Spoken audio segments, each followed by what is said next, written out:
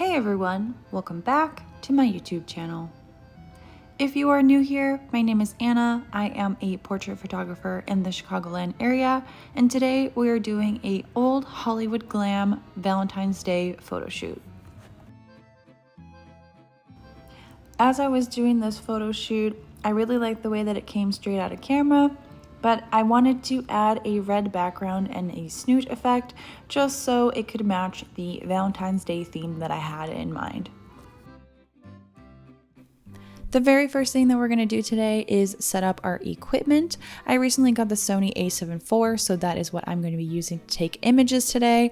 On top of my camera is a transmitter, which then connects with my flash. The flash is a Godox 8200 pocket flash that is on top of a light stand, and in front of the flash is a softbox in order to diffuse the light. To make sure that I have the focus correct and the angles and position aligned, I'm going to make sure that I'm connecting the camera to my phone, which then has an imaging app to take the images through Bluetooth. And lastly, what we have is the backdrop. I have the Westcott X drop in the white color. Now that everything has been set up, I'm going to make sure that my phone is off to the side so it is not in frame when I'm taking the photos, and on the latest version of the app, so that way I can just tap onto my face and the camera has really good eye focus, so it should be set correctly. Once I have a couple photos, I'm going to go through Lightroom and then we're going to go jump straight into Photoshop. So I'm going under the assumption that most of your edit is going to be done in Lightroom, but now that we're in Photoshop, the very first thing that you're going to do is duplicate that layer.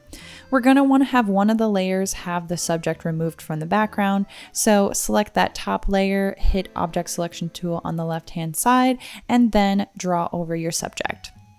Once the subject has been detected from Photoshop, go on the bottom right corner and hit that mask tool.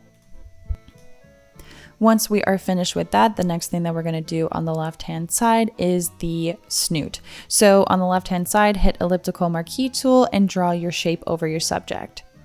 On the right-hand side, we're going to click curves, and from the center, we're going to drag it up, and that's going to create a shape with a white background in it.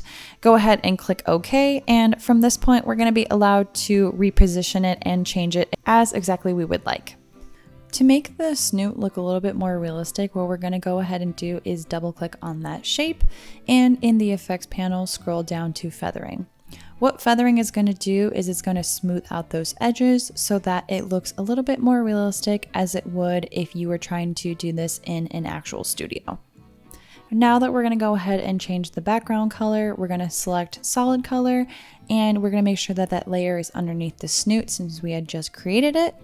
Go ahead and double click on the color and change it to the red best fits your image. The very final step that we have is we're going to add some neon red hearts into this photo. Since this is a Valentine's Day photo shoot, I only thought it was appropriate to add some hearts in there as well. So we're going to drag it out and scale it to the spot that we would like.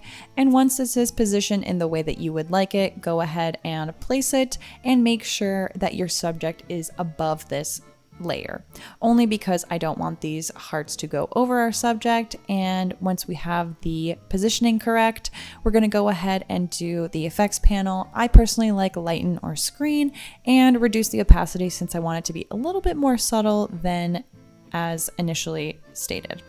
So once we have that as we would like it, I'm going to go ahead and resize them just so the hearts are in different places and there's more behind our subject.